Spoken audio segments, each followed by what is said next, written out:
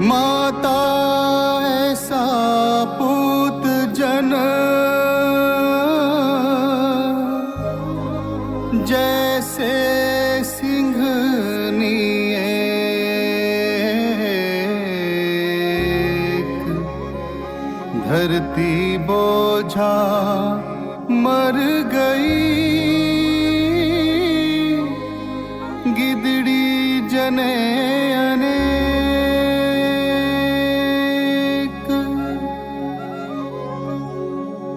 माई ऐसा पूत जन,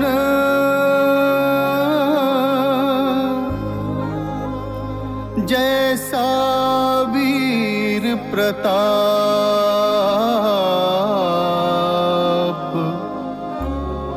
अकबर चौंके नींद से, जन सिरहाने सांप।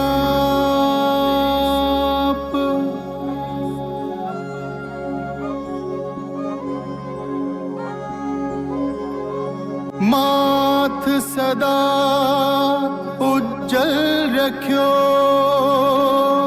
नहीं झुकायो शीस।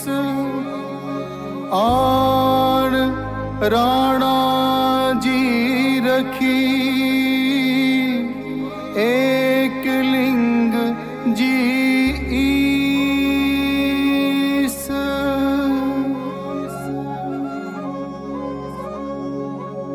जगमल गद्दी मिल रही, राणा मन नहीं विकार। अपनो जंगल ही भलो, जो भाग्य लिख करता।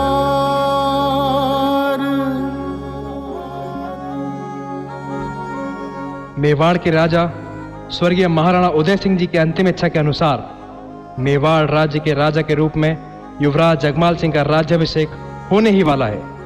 लेकिन भगवान एकलिंग जी की इच्छा क्या है, यह कोई कैसे जान सकता है?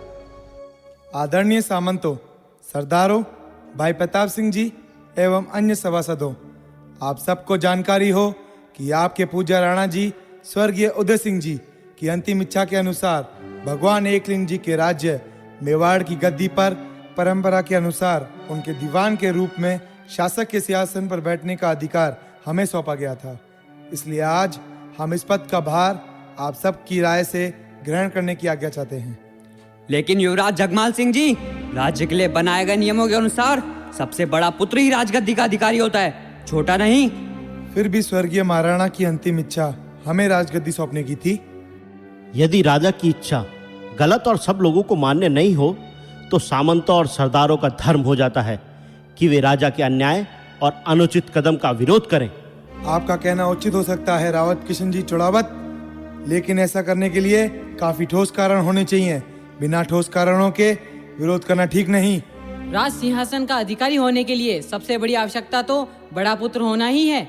इसके अलावा शौर्य, बुद्धिमानी, सेना का गठन, युद्ध में व्यूह रचना, युद्ध कौशल, लोकप्रियता जैसे गुण होना भी आवश्यक है।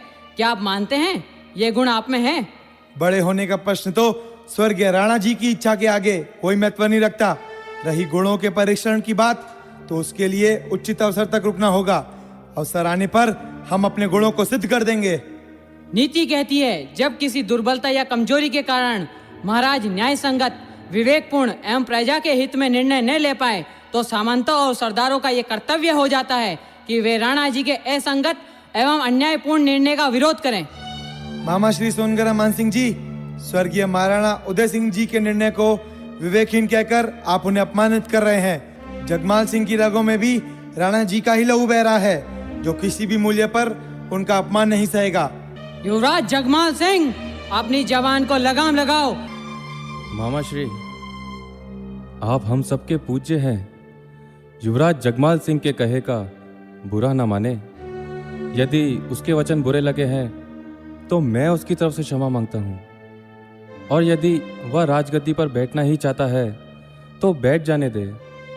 मुझे तो वैसे भी ना राजगद्दी का मोह है ना इच्छा। पिताश्री की इच्छा को पूरा हो जाने दे। देखा युवराज जगमाल सिंह, इसको कहते हैं बड़प्पन और सभ्यता। इन गुणों के कारण ही प्रताप सिंह जी जन जन में लोकप्रिय हैं। यदि बड़प्पन और सभ्यता का दिखावा ही गुण है तो ऐसे नाटक को मेरा दूर से ही प्रणाम।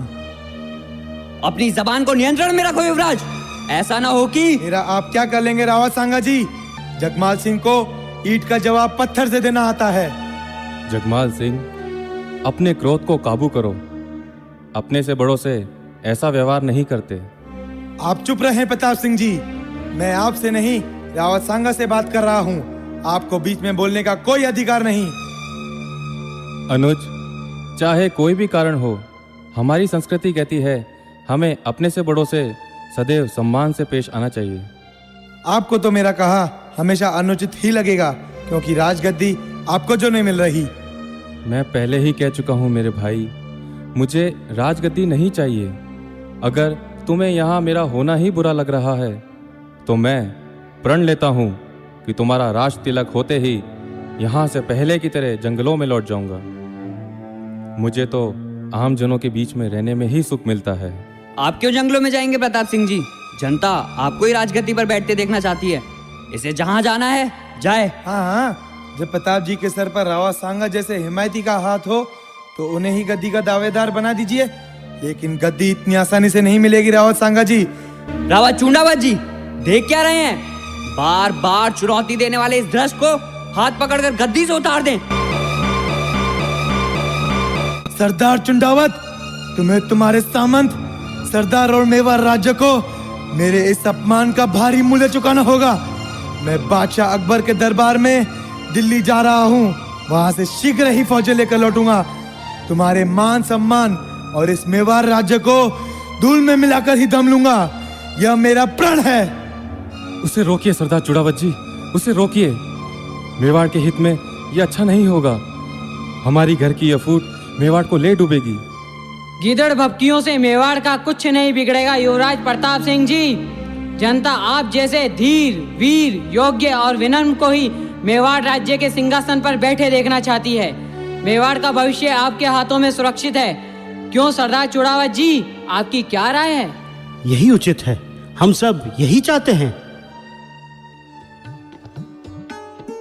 पुरोहित जी, भगवान एकलिंग जी के प्रतिनिधि के रूप में प्रताप सिंह का मेवाड़ के शासक के रूप में राज तिलक करें। सोनगरा मान सिंह जी, आप मामा जी हैं। आप स्वर्गीय महाराणा उदय सिंह की पगड़ी युवराज प्रताप सिंह जी को धारण करवाएं। मेवाड़ के महाराणा प्रताप सिंह जी की मेरी नहीं, मैं जिनका दीवान हूँ और जो मेवाड़ राज्य के असली राजा हैं, भगवान एकलिंग, उनकी जय बोलिए। भगवान एकलिंग की जय। मैं प्रण लेता हूँ कि मैं आज से मेवाड़ राज्य की सेवा भगवान एकलिंग जी के दीवान के रूप में करूँगा। उसके लिए मुझे अपने प्राणों की बलि भी देनी पड़े तो मैं पीछे नहीं हटूंगा।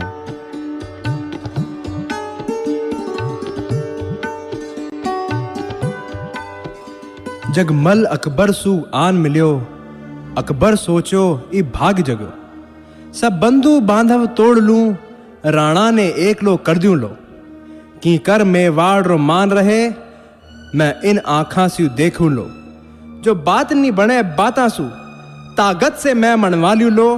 मेवाड़ हाथ नहीं आवे किया, मैं ईंट से ईंट बजा दूं लो। कियो कूच कछावो मैं बनठण, अकबर रो भोंपू बाजो बण। आ गयो मान सिंह राणा के, अकबरी बिरद बखाणन ने। अकबरी बिरद बखाणन ने, अकबरी बिरद बखाणन ने। अकबर का संदेशा लेकर मान सिंह कछावा राणा जी से आकर मेवाड़ में मिलने के लिए दिल्ली से चल पड़ता है। राणा जी सरकार सलूमरा से इस बारे में बात करते हैं। लगता है दिल्ली के बादशाह अकबर ने ही मानसिंह कछावा को हमसे वार्तालाप करने के लिए भेजा है। अन्नदाता, मैंने मान सिंह कछावा के बारे में पता किया है। वो अकबर की ही भाषा बोलेगा, अकबर के ही हित की बात करेगा। आचार विचार व्यवहार में वो मुगलों का ही प्रतीक बन गया है। इसीलिए मेरी राय तो यही है कि आप मानसिंह कछावा से ना ही मिले तो अच्छा होगा। बिना मंतव्य जाने किसी राजा के प्रतिनिधि से मिलने से इनकार करना क्या उचित होगा? अभी तो हमारी चर्चा अनुमानों पर ही हो रही है। अगर उसका मंतव्य अनुचित होगा तो आप समझते हैं क्या हम मान लेंगे? मेरे मन में खुटका है कि उसके इरादे अवश्य नेक नहीं हैं। संशय ही है ना सरदार। नीति कहती है बिना ठोस कारणों के विरोधी पैदा मत करो, वो भी ऐसा विरोधी जिसकी पीठ पर अकबर जैसे संपन्न और विशाल फौज के मालिक का हाथ हो। अभी मेवाड़ को ऐसे सामर्थ्यवान सम्राट का सामना करने की तैयारी में समय लगेगा। राजपूत कभी भी शक्तिहीन नहीं रहे अन्नदाता। एक एक राजपूत अभी भी दर्जनों मुगलों पर भारी है। आप निश्चित रूप से सही कह रहे हैं, किंतु इस समय हमारा संख्या बल और साधन विशाल फौज का सामना करने के लिए पर्याप्त नहीं है। विवेकहीन होकर योद्धाओं को लड़ मरने के लिए भेज देना बुद्धिमानी नहीं होगी। सम्राट अकबर के प्रतिनिधि मानसिंह कछावा का मेवाड़ राज्य में स्वागत है। आइए, यहाँ विराजिए। जब आप सम्राट अकबर के विशाल साम्राज्य के सेनापति को उसका प्रतिनिधि मान ही रहे हैं तो उस नाते उसकी कुछ बातें भी मान लें। उसमें आपका और हमारा दोनों का ही कल्याण है। मान सिंह जी, जहाँ तक हमारे कल्याण का प्रश्न है तो जान ले कि मेवाड़ के कल्याण में ही हमारा कल्याण है। मेवाड़ में प्रजा के हित के अतिरिक्त हमारा कोई और भी हित हो सकता है, सोच से भी परे है। खैर, आप हमारी चिंता छोड़ अपने हित और कल्याण की बात करें। हाँ, यदि हम आपके किसी काम आ सके तो प्रसन्नता होगी। आप तो जानते ही होंगे, अधिकतर राजपूती ठिकानों ने महाबली के साथ मधुर संबंध बना लिए हैं और अपने ठिकानों की सुरक्षा, उन्नति और कल्याण सुनिश्चित कर लिया है। सभी राजपूती ठिकाने आनंद कर रहे हैं। हम चाहते हैं आप भी। पराधीन हो जाने में आनंद का अनुभव कैसे कर पाते होंगे, यह हमारी समझ से परे है। नाम की ही अधीनता है राणा जी। सम्राट भी जानता है राजपूतों को दबा कर रख पाना टेढ़ी खीर है। उन्हें खुश रखने के लिए ही तो दरबार में उन्हें ऊंचे ऊंचे पद, खिलौते, मनसबदारियां दी जा रही हैं। इन सब का मूल्य आपके सम्राट के आगे अदब से सिर झुकाने, उसकी हर आज्ञा का पालन करने, अपनी प्रजा का शोषण कर लगान वसूल करके शाही खजाने को भरने और मुगलों की अय्याशी के लिए हर वस्तु उपलब्ध कराने से चुकाना होगा। लगान शोषण नहीं, सुविधा का अधिकार पाने के लिए चुकाया शुल्क है। रही आदर की बात, तो आदर के लिए सिर झुकाना तो हमारी संस्कृति, हमारी परंपरा है। इसमें अपमान जैसा क्या है? हृदय से आदर भाव में सिर झुकाना और चाकरी के भाव से सिर झुकाने में धरती और आकाश का अंतर है मान सिंह जी। एक भावना है तो दूसरा मानसिक दबाव। यह तो अपनी अपनी समझ की बात है राणा जी। मेवाड़ जैसे जंगलों से अटे भूभाग में विकास नाम मात्र का है। लोग अभी भी भूख, कुपोषण, बेरोजगारी से जूझ रहे हैं। यदि मेवाड़ भी अन्य ठिकानों की तरह मुगल साम्राज्य की छत्र छाया में आता है तो दूसरे ठिकानों की तरह विकास कर संपन्न हो जाएगा। मेवाड़ का विकास तो क्या होगा, मुगल साम्राज्य का विस्तार अवश्य मेवाड़ तक हो जाएगा। उसके कारिंदे लगान वसूल करने के लिए निर्धन किसानों के वस्त्र ही नहीं, उनकी चमड़ी भी उतार लेंगे और हमें मूक दर्शक बने देखना होगा कि निर्धन जनता के धन का दुरुपयोग कैसे महल अटारियां बनाने और भोग विलास में हो रहा है। यह आपका भ्रम है राणा जी। सम्राट अकबर दूसरे राजपूत राजाओं और आपके स्वभाव के अंतर को भली भांति जानते हैं।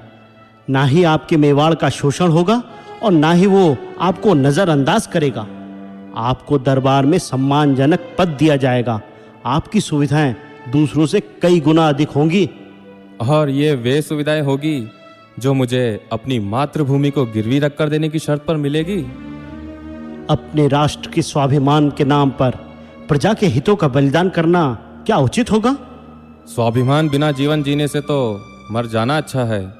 मेरी प्रजा अधीनता स्वीकार करने की अपेक्षा लड़ते लड़ते मृत्यु को गले लगाना पसंद करेगी। मानसिंह जी, मेरे लिए तो मेरी मातृभूमि का सम्मान ही सर्वोपरि है। तो यह आपका अंतिम निर्णय है? मानसिंह जी, अपने नाशवान शरीर के लिए कुछ सुविधा के खातिर अगर मैंने अपनी मातृभूमि के सम्मान को बेच दिया तो अंतिम समय में अपने इष्ट एकलिंग जी को क्या मुंह दिखाऊंगा? यही मेरा उत्तर और यही मेरा निर्णय है। प्रचंड वायु वेग के सम्मुख निर्बल दीपक की लौ की जो नियति होती है वही मेवाड़ की भी होगी। आपने अभी तक सम्राट के बल और पराक्रम को शायद समझा नहीं राणा जी। समय आने पर मेवाड़ के राजपूत सामने वाले के बल पराक्रमों को तलवार से तौलते हैं। मानसिंह जी, प्रचंड आंधियों के वेग में छोटे छोटे तिनके ही सीना तान कर खड़े रहते हैं और प्रचंड वेग उनका कुछ नहीं बिगाड़ पाता। समय आने पर यही राजपूत जिन्हें आप छोटा दीपक समझते हैं वही अपनी मातृभूमि की रक्षा के लिए बादशाह अकबर का मान मर्दन कर देंगे।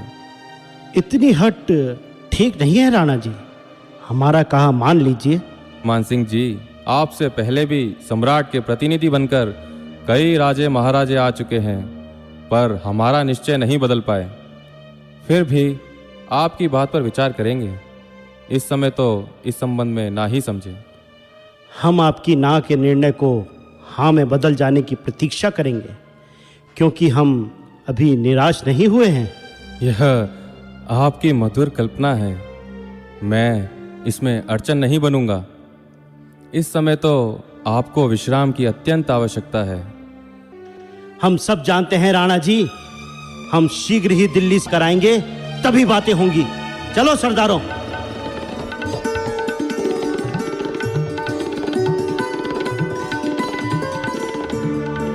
सिर कुचले सांप की तरह बदले की भावना से मान सिंह कछावा 80,000 मुगल फौज जिसमें राजपूत, मुगल, सैनिक सरदारों के अतिरिक्त हाथी, घोड़े और बंदूकें शामिल थी, वो लश्कर के साथ मांडलगढ़ से बहुत आगे निकलकर हल्दी घाटी के मैदान में आ डटा।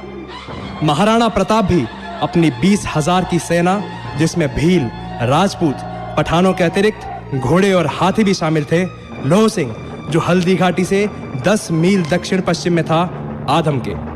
महाराणा के अग्रिम मोर्चे पर हरावल में महाराणा ने बाईं ओर से लड़ने वाला बहादुर हकीम खां मंसूर एक पठान था जो हल्दी घाटी की लड़ाई में अंत तक महाराणा के साथ रहा। महाराणा को मुगलों से घृणा नहीं, उनकी कुनीतियों और अत्याचारों से घृणा थी। यह राणा जी का सर्वधर्म सद्भाव ही था जिसके कारण मंसूर खां पठान उनके साथ था। राणा अपने विश्वस्त सरदारों से सेना के व्यूह रचना की चर्चा करते हैं।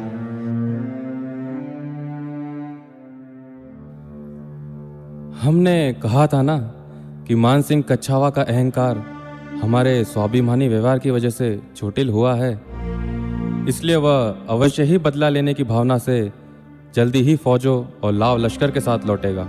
अन्नदाता, आपने कहा था तो हम भी कहाँ चुप बैठे। हमारे गुप्तचर लगातार मुगल फौजों की गतिविधियों पर आंख गड़ाए रहे हैं और उन्होंने हमें बताया है कि मानसिंह मुगल फौजों के साथ मांडलगढ़ से निकल चुका है और खामनेर के समतल मैदान में पहुंचने ही वाला है। अन्नदाता, मुगल फौज को पहाड़ी भाग में घेर कर नष्ट करना चाहिए। मुगल सैनिक पहाड़ी क्षेत्र के लिए प्रशिक्षित नहीं है। हमारे सैनिक कंद मूल फल पर जीवित रह सकते हैं, जबकि रसद की कमी मुगल सैनिकों के लिए घातक सिद्ध होगी। मुगल सैनिकों का संख्या बल हमसे 4 गुना है। खुले मैदान में युद्ध करने से वे लाभ की स्थिति में रहेंगे, जिसका उन्हें अच्छा अभ्यास भी है।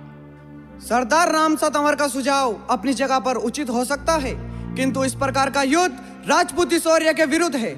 हम मुगल शत्रु सेना से 2-2 हाथ खामनेर के समतल मैदान पर ही करेंगे और उन्हें दिखा देंगे कि राजपूत उनसे किसी भी स्थान पर युद्ध करने में समर्थ नहीं, कई गुना भारी भी है।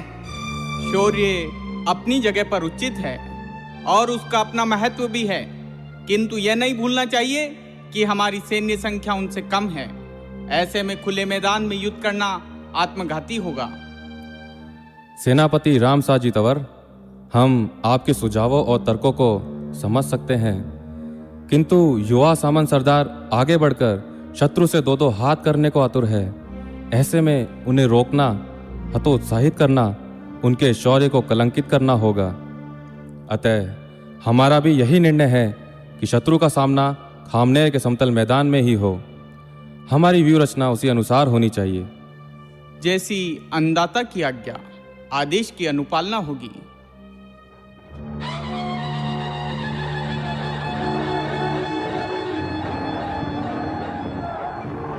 मुगलों के 80,000 सैनिक घोड़ों पर, हाथी पर और पैदल मानसिंह कछावा के सेनापतित्व में खामनेर के मैदान में युद्ध के लिए तैयार खड़े हैं। हल्दी घाटी से गुजरकर राणा की सेना भी मैदान में आ गई है। राणा भी अपने 20,000 सैनिकों, घोड़ों, हाथियों और पैदल सैनिकों के साथ सामना करने के लिए तैयार खड़े हैं। तभी राणा प्रताप अपने सैनिकों को संबोधित करते हैं। मेरे राजपूत, भील और पठान रणबांकुरों, हमारी मातृभूमि पर मुगल आक्रांता होकर आया है। आज अपनी तलवार और भालों का जौहर दिखाकर मेवाड़ की पवित्र धरती से उसे निकाल बाहर फेंकना है। मेरे मुगल और राजपूत बहादुरों, मेवाड़ के इस घमंडी राणा का सर नीचे झुकाना है। उसको जिंदा या मुर्दा महाबली अकबर के सामने पेश करना है और मेवाड़ को मुगल सल्तनत की छत्र छाया में हमेशा के लिए लाना है। भगवान एकलिंग जी की जय। भगवान एकलिंग जी की जय। जय मां भवानी। जय मां भवानी। युद्ध हो, मुकाबला हो।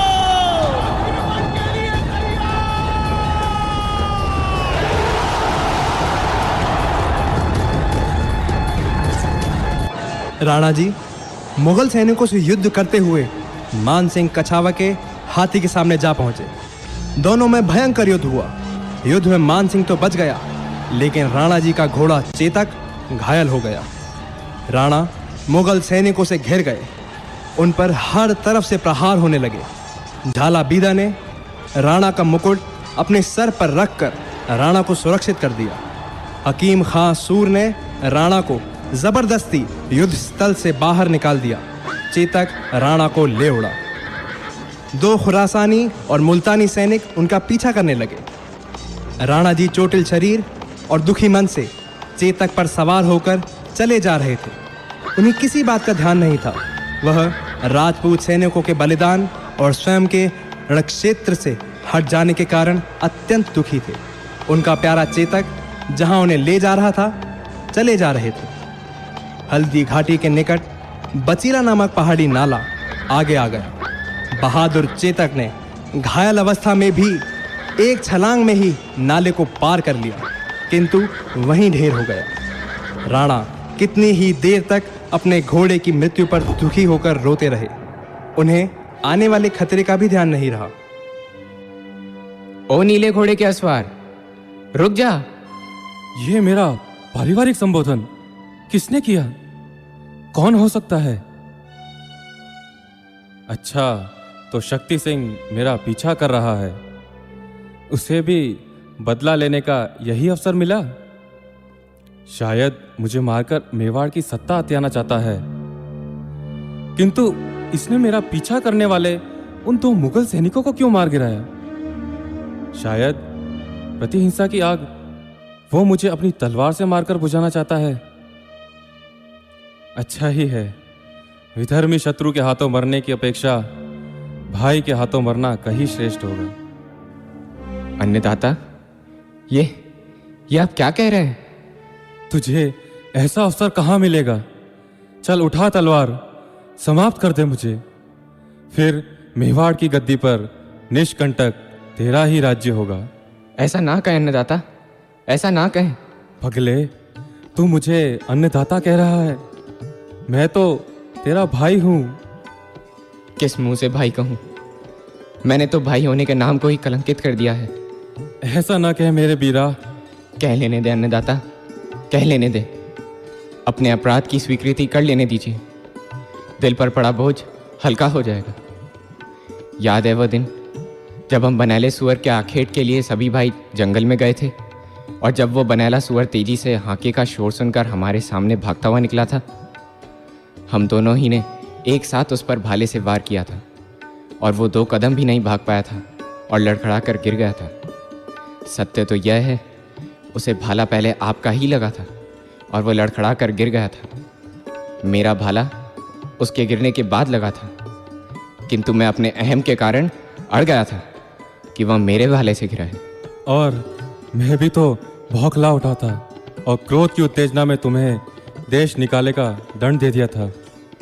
और मैं भी धृष्टता के साथ आपको चुनौती देते हुए निकला था कि मैं मुगल दरबार में जा रहा हूँ और शीघ्र ही आपको मेवाड़ के राणा होने के गर्व को मिट्टी में मिलाने के लिए मुगल फौजों के साथ ही लौटूंगा। भूल जाओ शक्ति, वह अतीत था। आज मातृभूमि हमारी और आशा भरी निगाहों से देख रही है और अपनी मुक्ति का आह्वान कर रही है। आओ और इस मुक्ति संग्राम में मेरा साथ दो। तो मैं समझ लूं, अन्नदाता ने मेरी भूलों के लिए मुझे क्षमा कर दिया है। सुबह का भूला यदि संध्या को घर आ जाए तो उसे भूला नहीं कहा करते। अन्नदाता, समय कम रह गया है। लगता है मुगल सैनिक इसी ओर आ रहे हैं। आप वैसे भी चारों ओर से शत्रुओं से घिरे हैं। इसके पहले कि शत्रु के सैनिक आप तक पहुँचे, आप मेरे घोड़े जो वहाँ दूर वृक्ष के नीचे खड़ा है को लेकर शीघ्र ही सुरक्षित स्थान पर पहुँच जाएं। और शक्ति तुम? अन्नदाता, मेरी चिंता ना करें, आप शीघ्र ही प्रस्थान करें। आपका जीवन, आपका आत्मविश्वास, आपका मातृ प्रेम और आपका त्याग पूरे मेवाड़ और राजपुताना तो क्या, पूरे भारत का गौरव है। आप जैसे वीर धीर पुरुषों से ना केवल मेवाड़ बल्कि संपूर्ण मानवता जीवित है। हे जन जन के हृदय सम्राट शक्ति सिंह का आपको कोटि कोटि नमन। हूँ लड़ियो घणो, हूँ मड़ियो घणो, मेवाड़ री आन बचावन में, हूँ कसर नाही राखी रण में, बेराबर खून बहावन में। जद याद करूं हल्दी घाटी, नैना में रक्त उतर आवे, जद याद करूं नर खेत रहा, हृदय में रो भर भर आवे। हूँ राणा हूँ कल्पूं इतरो, पर जारो होलो दुख कितरो, यूं खोयो ही हूँ अपना कितरा, पर जाने खोयो है जितरो।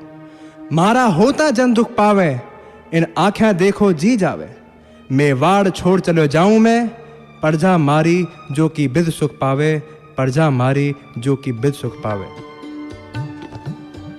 राणा के 14,000 विश्वस्त वीर हल्दी घाटी के युद्ध में शहीद हो गए। एक एक करके राणा के सभी किले हाथ से निकल गए।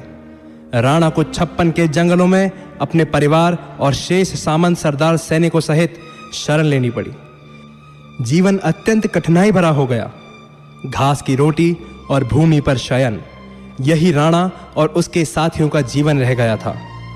राणा की बच्ची के हाथ से जब बन बिलाव घास की रोटी लेकर भाग गया, उसके रुदन से राणा का हृदय हाहाकार कर उठा। उन्होंने सोचा, जब मेरा यह हाल है तो मेरे साथियों और प्रजा का क्या हाल होगा। दुख से भरकर उन्होंने मेवाड़ छोड़ने का मन बना लिया।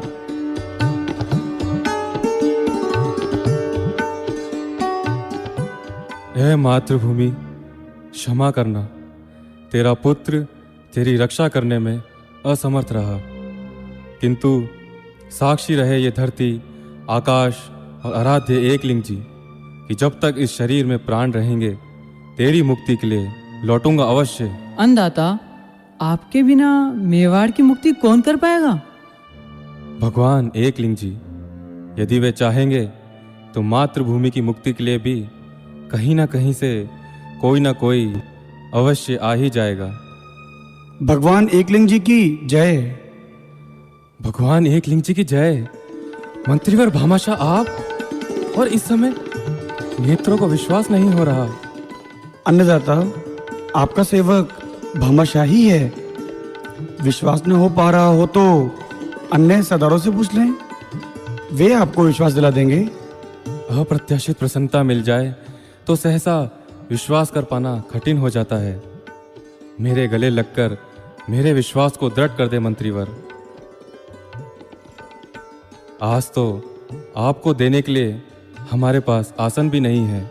आपके समीप चट्टान पर बैठने का सुख किसी सिंहासन पर बैठने के सुख से बढ़कर है। तो आओ, हमारे निकट आकर बैठो। अन्नदाता, मैंने सुना है आपने मेवाड़ त्याग कर जाने का निर्णय लिया है। लगभग पूरे मेवाड़ पर मुगलों का कब्जा हो चुका है। हम धन और साधन विहीन होकर मेवाड़ की मुक्ति के लिए क्या कर सकेंगे। हमारे यहाँ बने रहने से मेवाड़ वासियों को मुगल सेना के निरंतर अत्याचार सहने पड़ेंगे। इसलिए हमने निश्चय किया है कि अपने कारण उन्हें और कष्ट नहीं होने दूंगा। यदि एकलिंग जी की इच्छा हुई तो मेवाड़ की मुक्ति के लिए फिर आपके पास वापस आऊंगा। हे मेवाड़ सूर्य, हम महाजन लोग आपत्ति विपत्ति के लिए अपनी आय का कुछ भाग सदैव बचाकर एकत्रित करते रहते हैं। मेरे पूर्वजों के समय का धन मेरे पास एकत्रित है, इसे आप स्वीकार करें और देश हित में खर्च कर मुझे कृत्य करें। यह धन 12 वर्ष तक 25,000 सैनिकों के लिए पर्याप्त होगा। मातृभूमि की रक्षा के निमित्त किया गया यह आपका त्याग मेवाड़ और राजपुताना ही नहीं, पूरे भारत के इतिहास में स्वर्ण अक्षरों में लिखा जाएगा। यह सब आपका ही है, आपके ही पूर्वजों को दिया हुआ है। मैं तो आपका ही आपको अर्पित कर रहा हूँ। इसमें प्रशंसा करने जैसी कोई बात नहीं है। यह आपका बड़प्पन, आपकी महानता है कि आप अपने त्याग को तुच्छ आंक रहे हैं। शाहजी, आप और आपका समस्त कुटुंब धन्य है। मेवाड़ राज्य को आप सदैव उपकृत करते आए हैं। आज एक बार फिर मेवाड़ के उद्धारक के रूप में सामने आए हैं। जब तक हमारे सिसोदिया वंश का एक भी सदस्य जीवित रहेगा, आपके द्वारा किए गए इस त्याग के लिए कृतज्ञ रहेगा।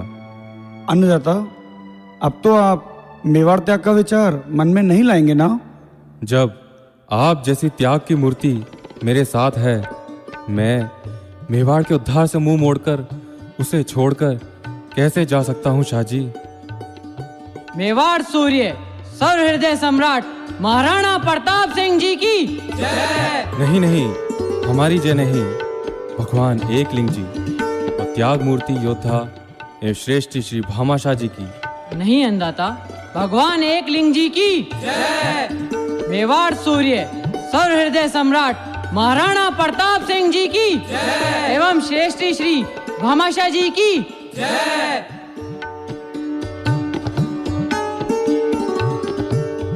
भामाशाह से मिली धनराशि से राणा ने पुनः सेना एकत्रित की और पहाड़ी क्षेत्र में अपनी स्थिति मजबूत बना ली। उन्होंने अपने पुत्र युवराज अमर सिंह को सेना के साथ गोगुंदा को मुगलों से मुक्त कराने के लिए भेजा। मुगल फौज की हार हुई और उसे गोगुंदा छोड़ने के लिए विवश होना पड़ा।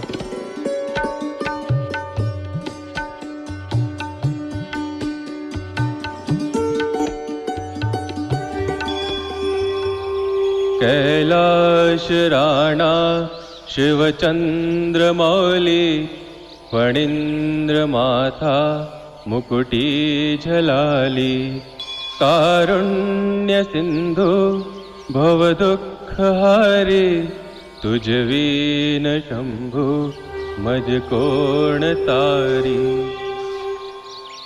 भगवान, आपका कोटि कोटि धन्यवाद। आज आपकी कृपा से ही मैं अपनी मातृभूमि की रक्षा के लिए पुनः धन जन से समर्थ हो सका हूँ। अब आशीर्वाद दे प्रभु, जन्मभूमि को मुगल आक्रांताओं से शीघ्र मुक्त करवा सकूं। भगवान एक लिंग की जय। अन्नदाता, मुजरो अरज करूं हूं। भगवान एक आपको प्रसन्न रखे। कहो सैनिक सरदार, क्या समाचार है? अन्नदाता, समाचार तो प्रसन्नता का है। युवराज अमर सिंह जी के नेतृत्व में गोगुंदा से मुगल सैनिकों को मार भगाया है। किला अब वापस हमारे कब्जे में है। हमारे खोए धन से कहीं अधिक धन हमने वापस पा लिया है। अजमेर का सूबेदार अब्दुल रहीम खान खाना, जो मुगल फौज का नेतृत्व कर रहा था, उसके परिवार की कई स्त्रियों को भी पकड़ लिया है। युवराज ने पूछवाया है कि पकड़ी गई इन स्त्रियों के लिए क्या आदेश है। विजित शत्रु की स्त्रियों का सम्मान करना तो मेवाड़ के राजपूतों की परंपरा रही है, चाहे वे किसी भी जाति, धर्म या संप्रदाय की रही हो। युवराज से कहें, हमारा आदेश है अब्दुल रहीम खान खाना परिवार की स्त्रियों को ससम्मान उनके पास वापस पहुंचाने का तुरंत प्रबंध करवा दिया जावे। जो हुक्म अन्नदाता।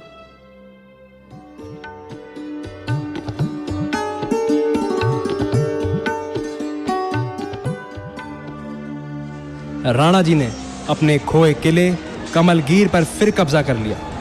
1 वर्ष में राणा जी ने अपने इलाके के 32 किलों पर विजय प्राप्त कर ली। किंतु मेवाड़ी आन शान के प्रतीक चित्तौड़ पर अभी भी मुगलों का कब्जा था, जो राणा जी की आंख में कांटे के समान चुभ रहा था। लगातार युद्ध और विपत्तियों को सहते सहते राणा जी का शरीर दुर्बल होता जा रहा था, किंतु इरादे अभी भी बुलंद थे।